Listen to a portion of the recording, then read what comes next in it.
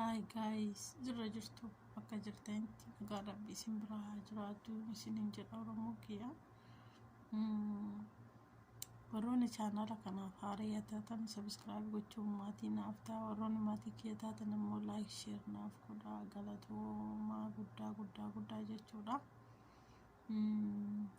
Warroonni maatii waliif haa taanu, walaa jajjabeessinu, walaa guddifnu Oromoo kiyya. Video le waliif haa laallu akkasii xiqqoo amma dalagaan natti jabaatte amma gaa illaaffatti inshaallah akkasii isiniin jedha Oromoo koo walaa jajjabeessinu waliin haa dhaabbannu isiniin jedha. Galatooma. Waan xiqqoo jechuu dhufe waa'ee kiyyaa fi waa'ee sabboontuu irratti jechuudha. Namoonni hedduun viidiyoo kaasidhaan jettani. Namoonni hedduun viidiyoo kaasii viidiyoo san maaliif hin kaafne naan jettani. Ani dheengadda tokko gidduudhaan dhiiseen ture jechuudha. Viidiyoo tokko namni bar akkamitti akka hojjetu beeka. Deebi'ee immoo viidiyoo san kaasee yoo jedhan hedduu takka ulfaata jechuudha.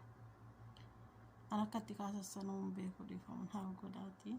Akkasii akki biraa immoo viidiyoon irratti hojjettee turte dhiyeenya kana jechuudha. Ani garuu callisee bira kutee ture. Ammarree na dhiisuu didde jechuudha. Kanaaf deebisuu fi dhufa. Hamziyaatillee dhiifama naaf godhe hundi keessanuu Aaliyaan Jiituun dhiifama naaf godha. Akkasii maaliif jennaan dheengadda maallaan jetti seetan jetti yoo haasoftuu naan jetti. Ani xiqqoo dhalootumaan beektani. Dhalootumaan dubbachuu hin danda'u afaan Oromoo dhugaa rabbii. Mana keessatti illee uleen na dubbisiisani malee danda'ee afaan Oromoon dubbadhu na dhaanani jechuudha. Yeroo maarashaa fidi jedhanii yeroo maarashaa fideedhaan danda'ee maarashaan jedhu raamashaa jedha. Afaan sirreechi dubbadhu jedhanii hedduun haalolani jechuudha. Uleen na dubbisiisanii hanga kanaayyuu dhaladheetuma loqoda jechuu barbaade tanaan. Ishiin garuu nin jettanaan jette. In calliseen kubbaayyanaan jette in calliseen dheengaddarree asiif achi walitti lallaaqin maallaan jette jechuudha. Ani amala koo keessaa nama arrabsuun wallaahi summa wallaahi wanni akka nama arrabsuu jibbuun qabu. Hedduu takka nama arrabsuu nin jibba.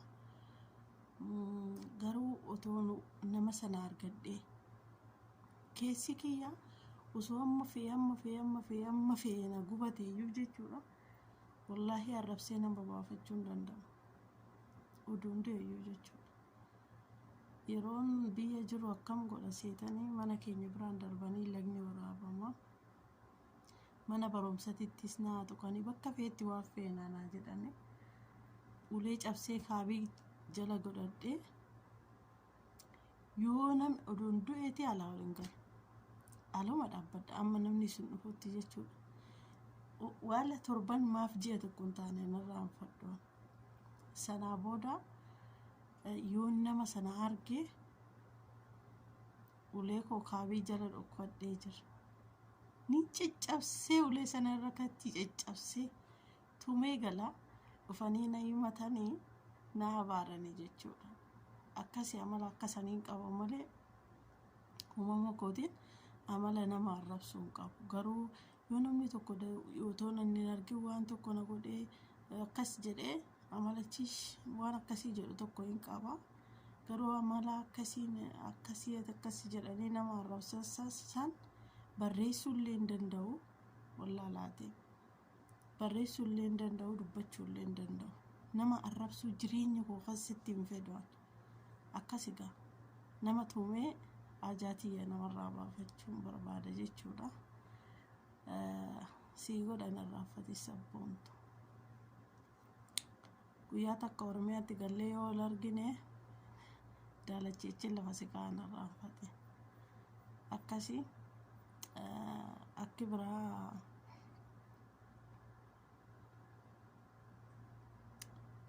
Faaxumaa jette. Faaxumaa ittiin laaqinee jette. Ittiin laaqnee dhugaadha. isa duraanii sanarratti immoo isa duraanaa softe sanarratti jechuudha kilooriksiin fuula koo guutuu na goggubee jira. Isa sanarratti jechuudha siin jedheen ture ani. Maal jedhama maaksii wayii takka nama amanii ammoo waan ta'e jedha midiriirraa fadheera siin jedhanii jechuudha. Akkasii ani osumaan du'eewu jechuudha. Takkasii immoo namni tokko dhufee waan tokko natti himee miti namni illee waan irraa fuudhuu hin danda'u abadan. Namni waan irraa fuudhuu hin danda'u. Abbaa feetti maan taanaan waan kana jedhee namatti himu. Bara ebeloon akkas ta'e ebeloon akkas jedhee ebeloon akkas jedhee namatti hin himu jechuudha. Illa maatii maazarii yoo ta'e ishiin immoo riyyaatii waa hundati waan ta'eef maashiin dhokfadhu ammarree nama hattuu wayitan qabaas keessaa illee jechuudha. Nama sanarraa naa fageessuun jedha maaliif anillee irraa fagaachuu barbaada waan ta'eef odoo waan hamaa walirraa hin argin odoo waa jibbamaa walirraa hin argin osuma wal jaalannu rabbii walirraa nu fageessuun jedha nama sanaani. Akkasii akki biraa jechuudha. Ani maalan jedhee seetani nama amantee namatti waa hunda nimini namni yaa sabboontu namni immoo dhufee siin jechuudha. Namni dhufee siin bar ebeluun akkana siin jettee jedhee sitti himu isa nama san bira dhaqee ebeluun akkas jettee jedhee si himaa jechuudha. Akkasitti nama tilmaamuu qabda ilma namaa tokko jechuudha. An nama guyyaa takka jibbee nama sa'aa takka soba irratti argee nama jedhe wallaahi arraba koo keessa amaan hin ba'u malee robbal kaaba danda'ee nama sana akkana hin dubbadha garuu walitti dhufeenyaanaaf nama sana dhibbarraa dhibba cita jechuudha. Abadan tola keessattuu nama kijibu hin danda'an. Keessattuu nama kijibu bismillah natumuu wayya kijibuurra jechuudha. Naarrabsuullee fedhu nama guyyaa takka kijiballee deebi'ee nama nu dondoeti jechuudha. Namuma kijibu natti fakkaata yeroo hundayyuu. Akkasii gaa amma iccitii jirtu hunda gadi hin baasineeti. Ka duraanii of himtii hartaatu kan ammaa tanas achi as baasee of himiisiin jedha viidiyoo kanarratti dhaamsisii dhaamu tokko yoo jiraatti. Arraban dheeratis sabboontu. Arraban dheeratiniiti ta duraa sana himattee miti dhugaadha. An ammoo abbaa sittiin immoo dondoyoo jechuudha. Naafan imala. Akkasii akkamiga arraba dheerachuu dhiisitiiga viidiyoo dhuftu sanarratti odoo sagalee waliin baasine tana sanumatu jedhee achis baasu. Anumatu akkana jedhee jedhiiti jechuudha. Argaa kee gimiisa madaamii agarsiifachuu ol baate fakkaata. An kunoo shafshafaa salaadheen salaata subi asumaan ol bahee viidiyoo waraafa. Ati immoo gimiisa gittamitti goote akkasii maashaallah jedhee jira. Meeqasii bittee yoomsii bittee garuu akkasii gaa anammaa tanas anumatu jedhee najuu koo dhiifamaa siin jedhee jira akkanaan jettuun barbaada. Ka duraanii yooma si gaafadhe ka duraanii bira dabarreerra achi hin jiru. Amma ka ammaa si gaafachuu jira jechuudha. Ka baatii 3 dura osoo hin taane namichi barreeffama.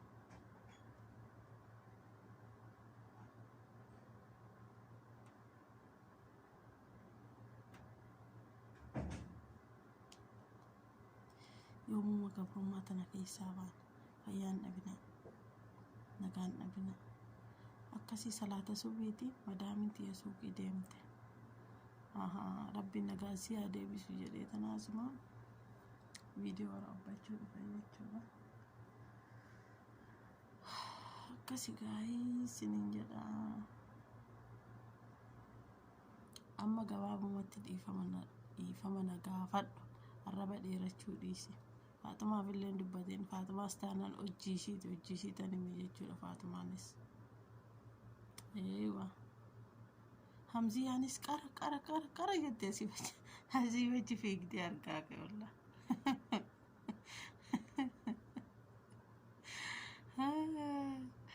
Midri. Astagfirullah. Kanaafuu walitti sintumeen qortii isinii goota narraa goraa isinii himee jira. Hamziyyaa, Jiituu, Aliyyaa, Attaatsiggeen illee hin jirti si himeera.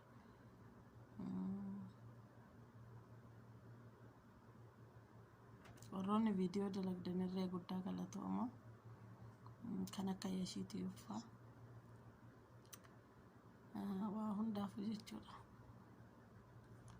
Akkasii fayyaa nagaan dhabinaadha. Bunaaf nagaan dhabinaanas biraan dhabinaa isiniin jedha uummata qashtii. Dhiifama naan jedhe amma gabaabumatti dhiifama akkana gaafattuun barbaada. Ariifadhu sabboontu akkasitti illee siif himeera. Yoo didde immoo viidiyoon ol baasa jechuudha. Hanqoosaan jiru beeki. Fayyaa nagaan dhabinaa Oromoo bakka jirtetti nagaan Rabbii isin biraa jiraatu.